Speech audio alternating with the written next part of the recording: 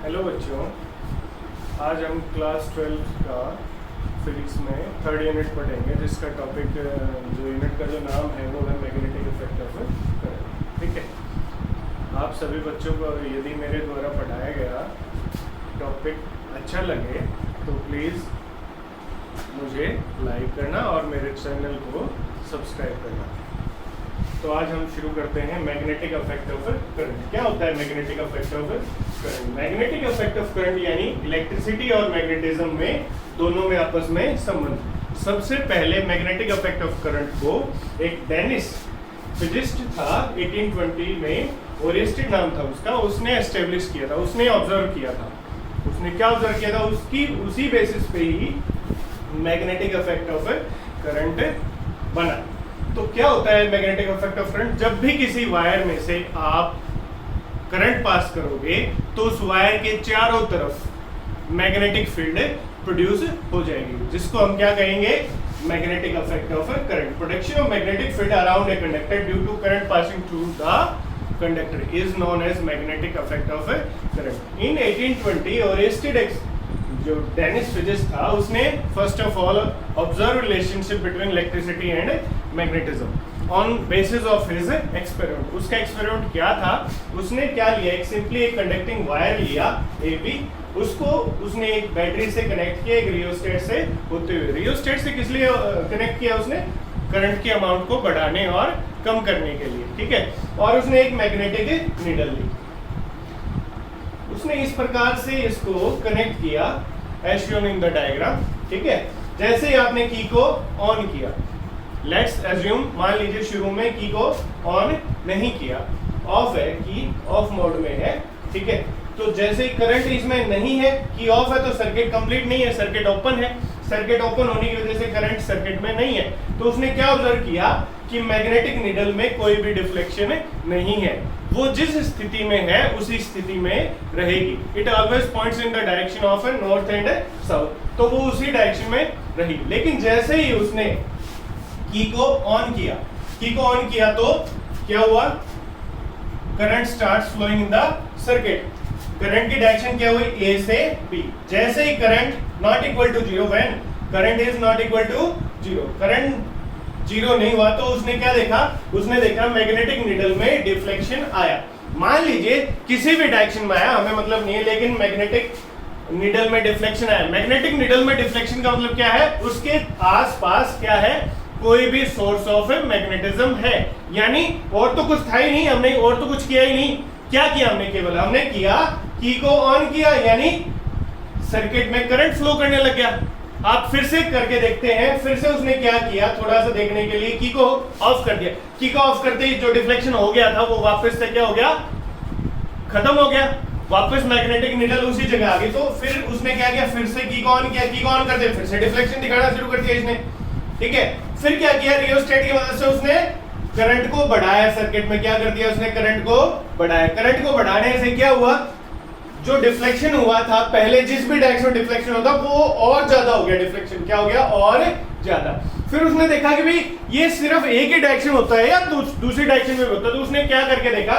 उसने करंट की डायरेक्शन को रिवर्स कर दिया। क्या किया उसने? करंट की डायरेक्शन को रिवर्स किया। रिवर्स कैसे किया? यहाँ पे पोलैरिटी नेगेटिव कर दी, अब की बार ये रिवर्स कर दिया। अब की बार डायरेक्शन ऑफ करंट क्या है? From B to A। जब उसने पोलैरिटी करंट की रिवर्स की तो उसने क्या पाया? उसने पाया कि मैग्नेटिक नीडल में जो पहले जिस भी डायरेक्शन में डिफ्लेक्शन हो रहा था, उससे अब की बार क्या हुआ? ऑपोजिट डायरेक्शन में डिफ्लेक्शन हुआ। ठीक है, तो ये था ओरेस्टेड एक्सपेरिमेंट। इसके 4 ऑब्जर्वेशंस निकले। इसका मेन ऑब्जर्वेशन क्या था? Magnetic effect of current. First of all हमने क्या देखा? When current is zero, then magnetic needle is shows no deflection, यानी मैग्नेटिक जो नीडल है वो नॉर्थ साउथ डायरेक्शन में ही रही।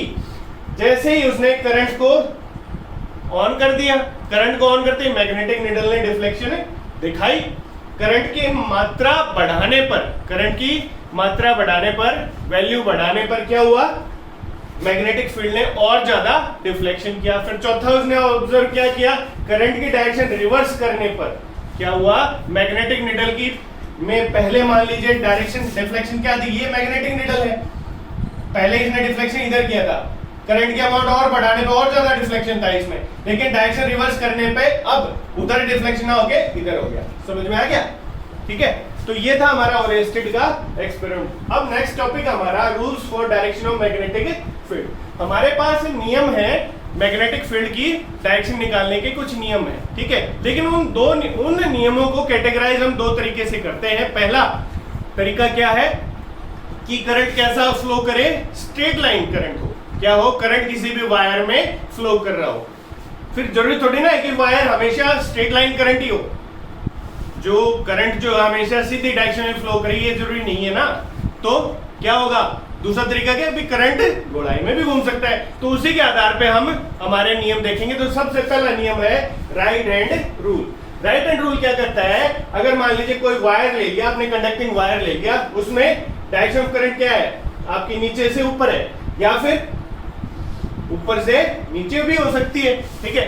तो हमारा नियम क्या कहता है, हम देखिए हमारा राइट हैंड लेंगे और आपके राइट हैंड के थंब को डायरेक्शन ऑफ करंट में रखेंगे। डायरेक्शन ऑफ करंट इस वायर के लिए क्या है, नीचे से ऊपर है, तो नीचे से ऊपर, ऊपर की डायरेक्शन में हमारा थंब है तो हम रखेंगे और अपने फिंगर्स को फोल्ड करेंगे। जिस भी डायरेक्शन में फिंगर फोल्ड होगा, यानी वायर से राइट साइड में फिंगर्स मेरे नीचे की तरफ जा रहे हैं और लेफ्ट साइड में फिंगर्स मेरे ऊपर की तरफ जाएंगे, तो यानी इस तरफ वायर से राइट डायरेक्शन में मेरे फिंगर्स नीचे की तरफ जा रहे हैं, तो ये क्या हुआ, मैग्नेटिक फील्ड की डायरेक्शन क्या होगा, perpendicular to the plane of paper acting inwards. Inwards के लिए क्रॉस होता है, ठीक है। फिर इसके लिए राइट हैंड से ही क्या होगा, फिंगर्स मेरे ऊपर की तरफ फोल्ड होंगे, नीचे तो जाएंगे नहीं, फिंगर्स तो ऐसे ही फोल्ड होंगे, तो क्या होगा, इसके लिए इस यहाँ पे इस डायरेक्शन में क्या होगा, perpendicular to the plane of paper acting outwards, यहाँ पर बाहर की तरफ, यहाँ पर अंदर की तरफ। तो अब चलिए देखते हैं इसके लिए अब देखो ऊपर तो अंगूठा जाएगा नहीं, किधर होगा अंगूठा, नीचे। अब इस तरफ है नीचे और इस तरफ है क्या होगा, ऊपर, क्या होगा, ऊपर, ठीक है। तो ये क्या था हमारा राइट हैंड रूल, समझ में आ गया आप सभी को। अब नेक्स्ट चलते हैं हम राइट हैंड पाम रूल। ये किसके लिए, सर्कुलर करंट के लिए।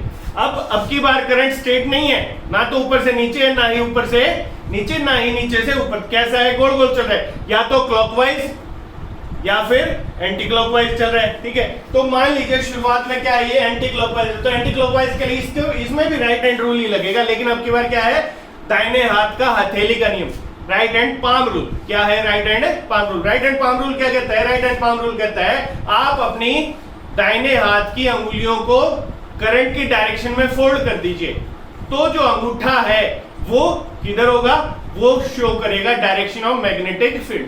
तो एंटी क्लॉकवाइज डायरेक्शन में क्या हुआ, एंटी क्लॉकवाइज डायरेक्शन में मेरे फिंगर्स फोल्ड हो रहे हैं, देखो दिख रहा है ना, तो मेरा थंब किधर है, बाहर की तरफ, यानी इस केस में मेरी मैग्नेटिक फील्ड किधर होगी, बाहर की तरफ, दिख रहा है, मेरी मैग्नेटिक फील्ड किधर है, बाहर की तरफ। अब इस केस में क्या है, मेरी क्लॉकवाइज है, क्लॉकवाइज में तो ऐसे तो मुड़ेगी नहीं उंगलियां कैसे मुड़ेंगे, ऐसे मुड़ रही है ना, ये देखो मेरी उंगलियां मुड़ रही है, तो मेरा अंगूठा किधर जा रहा है, अंदर, ब्लैक बोर्ड से अंदर। तो मैग्नेटिक फील्ड यहाँ पर क्या होगी, मैग्नेटिक फील्ड होगी perpendicular to the plane of board acting inwards, और इसमें एक्टिंग आउटवर्ड्स। समझ में आ गया सभी को, दो नियम आ गए। थर्ड नियम क्या है, राइट हैंड कॉर्कस्क्रू रूल। इसको मैक्सवेल कॉर्कस्क्रू रूल भी बोलते हैं, क्या बोलते हैं, मैक्सवेल्स कॉर्कस्क्रू रूल। इसमें क्या करे, ये भी सिंपल इसी प्रकार से है, स्ट्रेट करंट के लिए है। अब आपके पास कॉर्कस्क्रू, स्क्रू क्या होता है, हिंदी में क्या बोलते हैं, पेच, क्या बोलते हैं, पेच, स्क्रू होता है ना, आप कसते हो कोई भी स्क्रू, तो आपने स्क्रू को इस प्रकार से कसा है, कसते हो आप कोई भी स्क्रू को आप कसते हो तो स्क्रू किधर जाता है, दीवार के अंदर जाता है ना। अगर आप स्क्रू को इस प्रकार से कस रहे हैं कि वो किधर जा रहा है, इन the direction of current, in the direction of current, ठीक है। तो स्क्रू को जिस प्रकार जिधर आप घुमा रहे हो वही क्या होगी, डायरेक्शन ऑफ मैग्नेटिक फील्ड। यानी कॉर्क अंदर की तरफ, स्क्रू कब जाएगा अंदर की तरफ, बोलिए, कसोगे जब ही जाएगा। तो कसते वक्त कैसे घुमाओगे स्क्रू को, क्लॉकवाइज डायरेक्शन में, कैसे घुमाओगे, क्लॉकवाइज। तो डायरेक्शन, मैग्नेटिक फील्ड की डायरेक्शन क्या होगी, बोलिए, क्लॉकवाइज डायरेक्शन होगी मैग्नेटिक फील्ड की। कब, जब आप उसको स्क्रू को क्या करोगे, कसोगे। If a screw advances in the direction of a current, if a screw is advanced in the direction of current, then the directional rotation of screw gives us the direction of magnetic field। इससे उल्टा कसो मत आप, खोल लो वापस screw को खोलोगे तो कैसे घूमेगा वो, एंटी क्लॉकवाइज घूमेगा, तो यानी स्क्रू बाहर की तरफ निकलेगा, बाहर की तरफ निकल रहा है यानी करंट क्या है, बाहर की तरफ है, करंट बाहर की तरफ है, तो डायरेक्शन ऑफ मैग्नेटिक फील्ड क्या होगी, एंटी क्लॉकवाइज। क्या हो गई, एंटी क्लॉकवाइज। क्या हो गया, एंटी क्लॉकवाइज। लास्ट जो रूल है वो है स्नो रूल। क्या है, स्नो रूल, जिसका दूसरा नाम है एम्पियर का स्विमिंग रूल। अगर कोई भी आदमी है, मैंने ड्राइंग नहीं बनाई यहाँ पे, मेरी ड्राइंग बहुत अच्छी है इस वजह से नहीं बनाई मैंने, तो अगर मान लीजिए कोई भी आदमी है वो स्विम करता है from south to north, if a man swims in the direction of south to north, देखिए एस एन से क्या बना, if a man swims in the direction of from south to north, O से बनेगा over, किसके over, magnetic needle के ऊपर, ठीक है। तो मैग्नेटिक निडल का नॉर्थ जो है इज डिफ्लेक्टेड टुवर्ड्स वेस्ट, तो मैग्नेटिक निडल का नॉर्थ देखो पॉइंटेड डायरेक्शन में होता है, रेड कलर की दिखा देते हैं, पॉइंट होती है, ठीक है। तो उसका जो है मैग्नेटिक निडल का नॉर्थ वो किस तरफ डिफ्लेक्ट होगा, वेस्ट की तरफ, that's why this is called snow rule. ठीक है बच्चों, समझ में आ गया सभी को, आशा करता हूं आप सभी को समझ में आ गया होगा, ठीक है। प्लीज मेरे चैनल को सब्सक्राइब कीजिए, आभरण फिजिक्स क्लासेस के नाम से है, नरेंद्र कुमार गहलावत, ठीक है। थैंक यू बच्चों।